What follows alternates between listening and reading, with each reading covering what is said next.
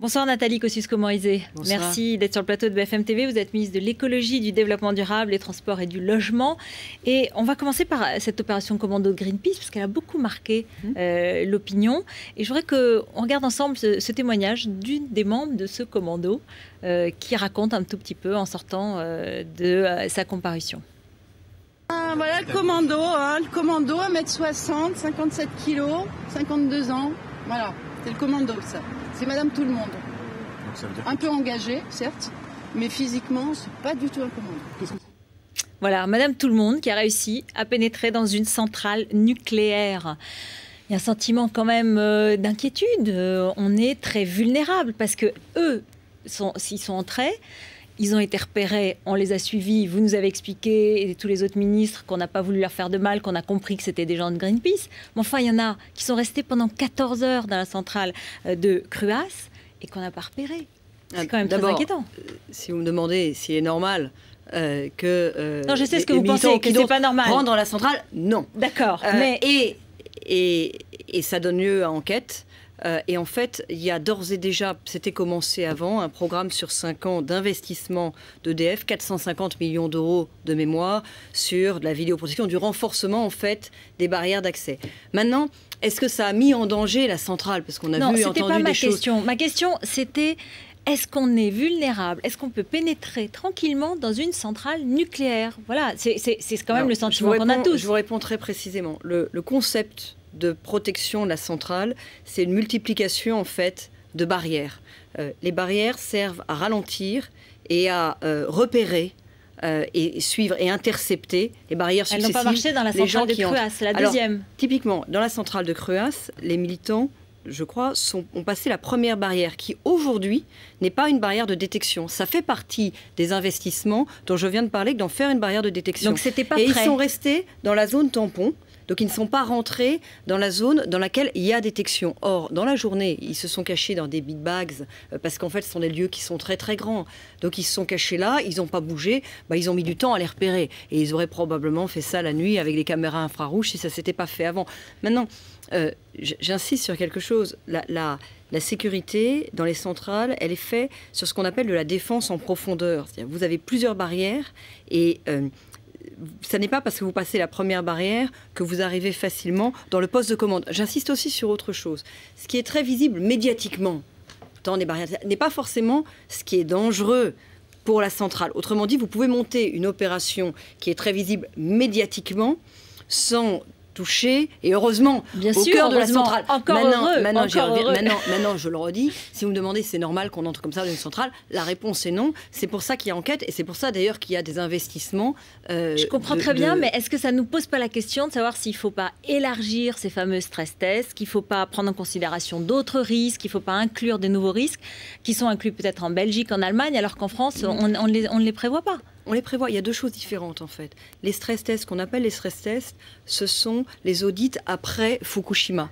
C'est des audits de sûreté nucléaire. La sûreté nucléaire, elle est propre au processus, éventuellement l'emballement d'un réacteur, ce genre de choses-là.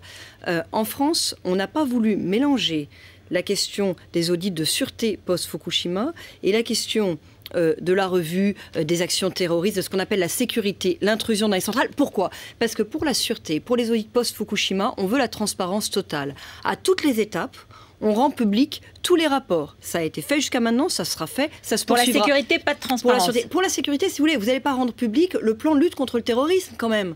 À ce moment-là, on n'est plus en sécurité. Donc il ne peut pas y avoir la même transparence dans le processus sur la partie sécurité et lutte contre le terrorisme que sur la partie process nucléaire. C'est la raison pour laquelle ce sont deux processus différents. Mais ça ne veut pas dire qu'on ne s'intéresse pas à la lutte contre le terrorisme. Quelle que soit la qualité de vos explications, il restera cette image dans l'esprit des Français. Il y a une vulnérabilité mais je vous le redis, mais moi l'image me choque aussi. Mais attendez, moi l'image me choque aussi. Je comprends totalement que tout Français soit choqué par l'image. La personne tout à l'heure qui disait j'ai pas l'air d'un commando. Ah oui, 52 ans, 1m60. Mais non, elle a pas l'air d'un commando. Et non, c'est pas normal qu'on entre dans une centrale nucléaire comme ça. Maintenant, est-ce que ça veut dire que le concept de sécurité est par terre et qu'on entre dans une centrale comme dans un moulin? Pas dans la salle de commande. C'est quand même là que ça compte. Il faut supprimer, il faut interdire Greenpeace, c'est ce qu'a dit un député député Christian Vannest, il faudrait interdire Greenpeace. Je ne souscris pas à ce point de vue. Greenpeace, d'ailleurs, est une des opérations qui participait au Grenelle de l'environnement. Ils ont des modes d'action que je ne partage pas. La sécurité, la lutte contre le terrorisme, c'est des outils bien particuliers. On sait que quand on voit arriver un militant de Greenpeace, on ne va pas agir comme quand on voit arriver un terroriste. En même temps, il y en a qui font justement remarquer, bah oui, mais les terroristes sont qu'à se déguiser en militants de Greenpeace. Tout ça n'est pas très malin, tout le monde le comprend bien, mais je ne crois pas qu'il faille interdire Greenpeace pour autant. La crise, vous demandez, le gouvernement Fillon, le gouvernement et le président Sarkozy demandent l'union nationale face à la crise, face au risque de dégradation du AAA. Est-ce que c'est pas un peu facile? Ça permet un peu d'éviter le bilan, le AAA. S'il est enlevé à la France, est-ce que ce n'est pas d'abord la responsabilité de votre gouvernement et de votre président? On demande à tous les partis une réaction de responsabilité vis-à-vis de la crise. Cette réaction de responsabilité, elle a été celle de la plupart des partis, y compris des oppositions européens. On a un grand débat en France sur la règle d'or. Les socialistes français ne veulent pas voter cette règle de bon sens qui est une règle de bonne gestion. Mais vous savez quoi? Les socialistes allemands ont la règle d'or. Les socialistes espagnols se sont associés à la droite espagnole à l'époque pour voter la règle d'or. Oui, mais la droite l'a voté. Mais la droite l'a voté. Ils l'ont voté ensemble. Il y a une espèce de crispation. Est-ce que ce n'est pas une manière d'échapper au bilan? Et en l'occurrence, on va écouter François Hollande qui était ce matin sur France Inter. Et il a donné sa réponse. Elle est claire et nette. Le bilan de quoi? Aujourd'hui, le bilan du président. Parlons concrètement des choses. Standard & Poor's fait une alerte sur la note des 6 pays européens qui ont le AAA. C'est pas que la France. La France est en risque d'être un peu moins bien notée encore. C'est pas que la France qui est mise en cause par Standard & Poor's. C'est les 6 pays européens qui avaient le AAA. Donc vous en tirez la conclusion que ce serait la politique du gouvernement Nicolas Sarkozy. Je pose la question.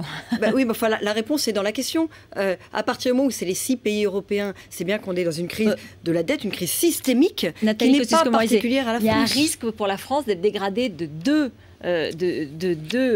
notes, alors que pour les autres, c'est simplement la France est endettée aujourd'hui. La France est endettée aujourd'hui à 80% de son PIB. L'Allemagne est endettée à 85%. Nous, on a l'Allemagne à 82%.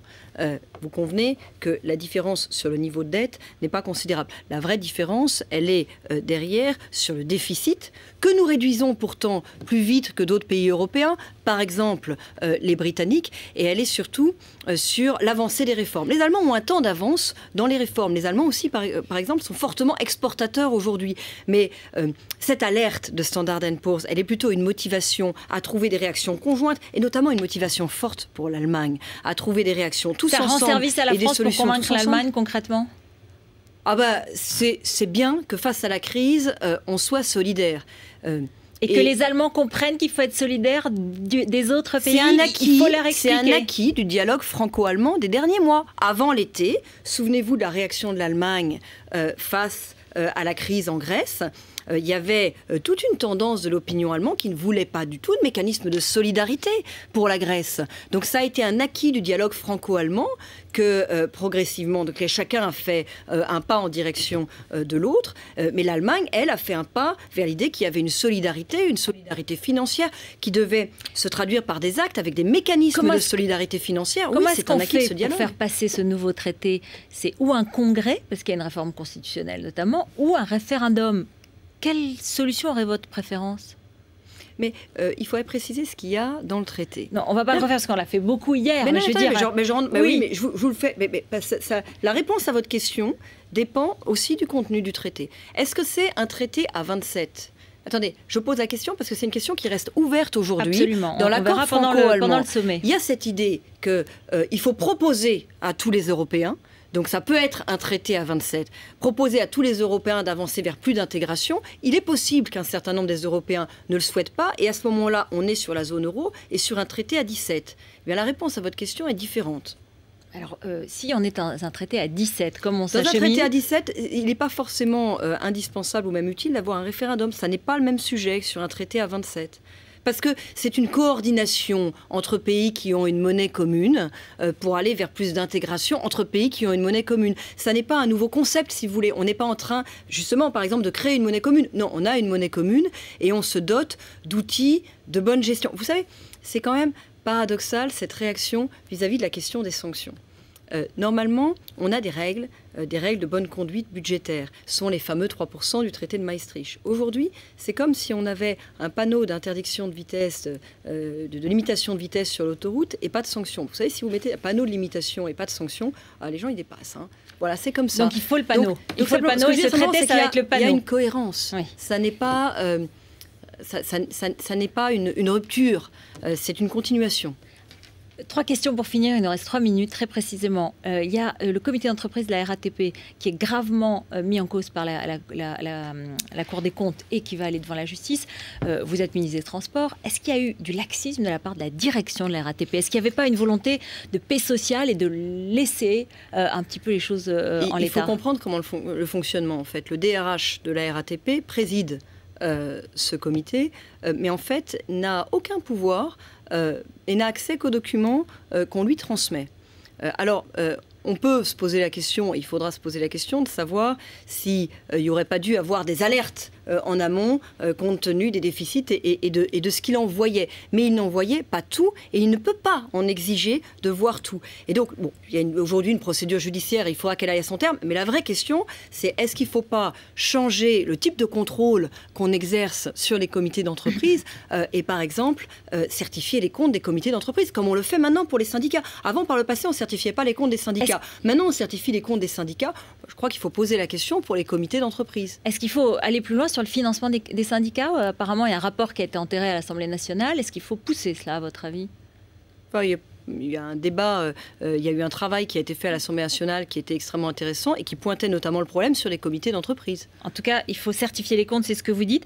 Le juge Courroy, on apprend, la Cour de cassation dit qu'il a violé la loi sur le secret des sources des journalistes.